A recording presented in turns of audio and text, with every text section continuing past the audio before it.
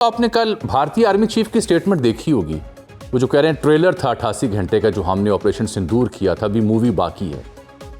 बिहार में इनकी जीत भी हुई है बीजेपी की, और फिर एक सिटिंग आर्मी ऑफिसर या सीडीएस या दीगर जिम्मेदाराना अब ऐसी गुफ्तगू करें जो पॉलिटिकल है, लगता है कि हुकूमत की वो बाकायदा एक हिस्सा बन चुके हैं।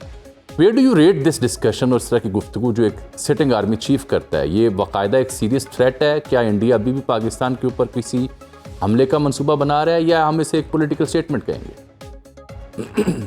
देखिए, दोनों एस्पेक्ट इसके हमें नजरअंदाज नहीं कर सकते। एक तो ये बाकायदा एक मनसूबाबंदी की था, जिसे आपने कहा, ये बयान दिलवाया गया उनसे, उन्होंने बात की जो भी की, मैंने सुनी बात सारी की। और वो एक तो अपने अवाम को ये बताना चाहते हैं कि भारत पीछे हटा नहीं है और भारत आगे बढ़ता ही जाएगा। और दूसरा ये बड़ा पैगाम है, खाली पाकिस्तान में हमें लोगों को हम सब भूल जाते हैं कि जिस तरह जब वो कहते हैं सिंदूर वन खत्म नहीं हुआ, एक्चुअली पाकिस्तान के साथ उनकी जंग तो कभी खत्म हुई नहीं। और जो दहशतगर्दी पाकिस्तान में जिस तरीके से जारी है, और एक फिगर्स का मैं देख रहा था, एक हमारे रिपोर्टर ने जो कंपाइल की थी कि ये साल अब तक शायद सबसे खूनी साल ऐसा ही। तो वो तो एक जारी है, उनका एक जो वार है पाकिस्तान भी लगातार जारी है उसका। क्या वो बाकायदा इस दफा भी सरहद पार करेंगे, अपनी एयरफोर्स, नेवी और लैंड फोर्स को इस्तेमाल करेंगे? इसके लिए आपको एक और चीज भी देखनी पड़ेगी। जो पिछले दिनों रेड फोर्ट में जो कुछ भी हुआ, पहले तो उन्होंने उसको हाइप देने की कोशिश की, लेकिन फिर बाद में उसको दबा गया। आहिस्ता आहिस्ता उसके बारे में और बातचीत निकाल रहे हैं। लेटेस्ट में जो पढ़ रहा था कि उनका एक ये तजिया ये है कि हमास की तर्ज का, जिस तरीके से हमास ने इजराइल पे हमला किया था, उस तरीके का कोई एक मंसूबा था। और एक तो उन्होंने पाकिस्तान को उतना ही खतरनाक करार देने की कोशिश की दुनिया के, जिससे हमास को दुनिया समझती है इजराइल के लिए। और दूसरा ये है कि वो एक स्टोरी बिल्डअप कर रहे हैं, जिससे बांग्लादेश को मुलव्वस किया, उन्होंने तुर्की को मुलव्वस किया, तो वो एक स्टोरी बिल्डअप कर रहे हैं। क्योंकि फलगम में जिस तरीके से उन्होंने ये पंडित तरीके से कोशिश की तो नाकाम हो गई थी। अब उनकी कोशिश ये है कि रफ्ता रफ्ता दुनिया को इस चीज पे तैयार करेंगे, कल को जब वो कुछ इस किस्म की हरकत करें तो दुनिया उनका साथ दे।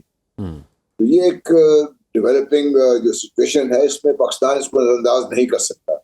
ये आप बिल्कुल ठीक, जर साहब आप ठीक निशानदेही कर रहे हैं, आप बिल्कुल दुरुस्त निशानदेही फरमा रहे हैं। वजह यह है कि ये मकबूजा जम्मू कश्मीर में, हरियाणा, फरीदकोट और दिल्ली वाले वाक़े में जिस तरह से ये ताने बाने बुन रहे हैं, कलादम तंजीमों का नाम, और कुछ डॉक्टर्स जो MBBS डॉक्टर्स हैं जिनका ताल्लुक मकबूजा वादी से, उनकी गिरफ्तारियाँ, कुछ इमाम मसाजिद हैं जिनकी गिरफ्तारियाँ, और फिर उनके कब्ज़े से कभी कहते हैं 350 किलोग्राम अमोनियम नाइट्रेट बरामद हुआ, कभी कहते हैं 2900 किलोग्राम अमोनियम नाइट्रेट बरामद हुआ। और वो उसी तरह के NDTV हो या टाइम्स ऑफ इंडिया हो, उनके जितने भी दिफाई तजिया निगार हैं, वो इन गिरफ्तारियों और दिल्ली के वाक़े के बाद एक बाकायदा एक नेक्सस बिल्ड करके केस इस्टेब्लिश कर रहे हैं, और साथ फिर आती है आर्मी चीफ की धमकी। जी, यही मैं क्या कर रहा था कि ये हम पाकिस्तान इसको नजरअंदाज नहीं कर सकता, और पाकिस्तान के लिए आने वाले दिनों में एक खतरा ये बहुत सीरियस बन सकता है।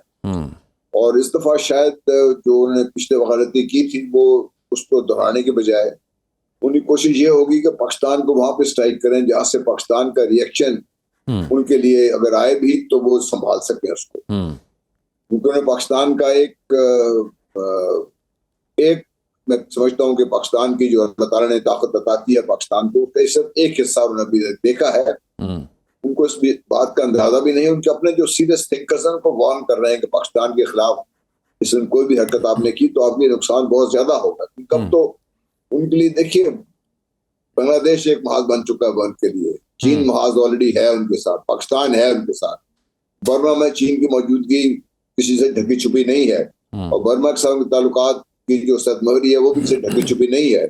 श्रीलंका के साथ जो ताल्लुकात के बारे में शायद दुनिया जानती है। इसलिए भारत को ये खुद लोग समझा रहे हैं कि भाई आप बाज आए इससे, लेकिन चूंकि उनके एक पागलपन सवार है और एक तारीखी तौर पर पाकिस्तान की जो वजूद है ना, वो नफी है हर उस चीज की जो भारत हिंदुत्व या जिस हिंदुइज्म या ब्राह्मणिज्म या ब्राह्मण जो जिसको परवान चढ़ाने की कोशिश कर रहे हैं। इसलिए पाकिस्तान को न सिर्फ होशियार रहने की जरूरत है, बल्कि पाकिस्तान को भी अपनी तैयारी मुकम्मल रखनी चाहिए, ताकि इस दफा फिर उनको बजाय दे कि हम अपने हाथ रोक लें, फिर एक ऐसा उनको नुकसान पहुंचाया जाए कि शायद वो काफी अरसे तक वो इसको भुला भी ना सकें और उसे रिकवर भी ना कर सके, उनके अवाम खुद उनके खिलाफ उठ खड़ी हो उससे। जनरल साहब, लेकिन ये जो सूरत हाल बन रही है मई को ज़हन में रखते हुए, कोई ऐसी वारदात, कोई ऐसा वाक़या पेश आता है तो कुछ एक्सपर्ट्स का मानना है कि अब चीज़ें बियॉन्ड कंट्रोल हो जाएंगी, फिर इसकी कैटास्ट्रॉफी, इसकी तबाही जो है वो फिर दुनिया देखेगी कि अक्रॉस द बोर्ड क्या होती है, बिलखुसूस इंडिया में जो पाकिस्तान स्टेटेड पोजीशन है कि हम फिर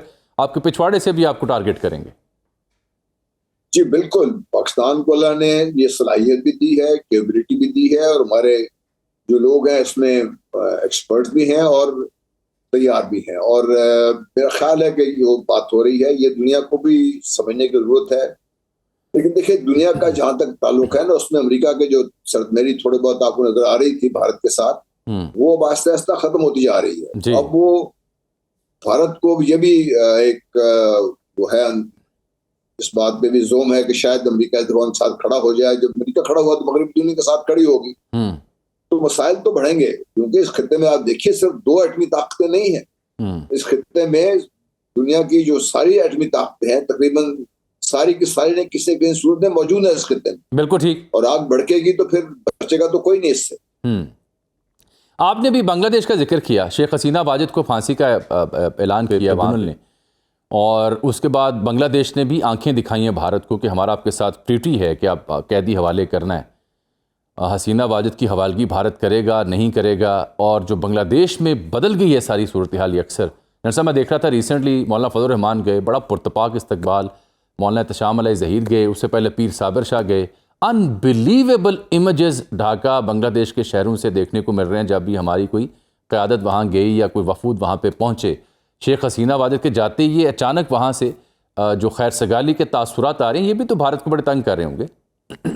जी बिल्कुल, फिर आपको शायद आपके प्रोग्राम में बातचीत की और ना की हो, लेकिन जब ये मई में जो मसाइल चल रहे थे पाकिस्तान के और भारत के, तो उस वक्त भी जो हमारे साथ 71 में जो हमारे साथ मशहूर पाकिस्तान के जो ऑफिसर्स थे, उनमें से एक ने अपने कोर्समेट, हमारी अपनी यूनिट के थे दोनों ऑफिसर्स, उनको बाकायदा ये मैसेज भेजा था कि अगर ये पाकिस्तान और भारत के दरमियान जंग थोड़ी सी बढ़ी तो बांग्लादेश भी चिकन नेक पे हमला कर देगा, जो सिलीगुड़ी कॉरिडोर है उस पे हमला कर देगा बांग्लादेश। अच्छा।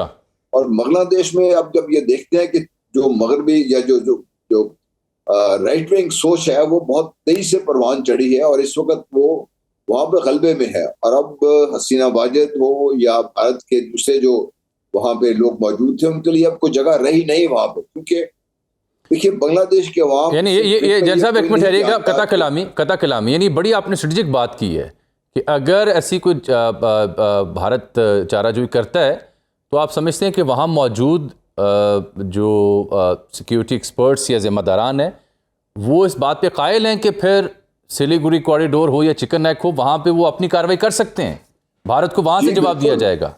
जी बिल्कुल बिल्कुल, यही मैं आपसे बता रहा हूँ ना कि वो खुद उन ऑफिसर्स ने भेजा, खुद लिख के भेजा, उन्हें किसी कहा नहीं रखी, उन्होंने खुद बाकायदा मैसेज भेजा था वहां से हमें कि भाई हम ये करने को तैयार हो जाएंगे हम लोग सारे, आप हिम्मत बांधें।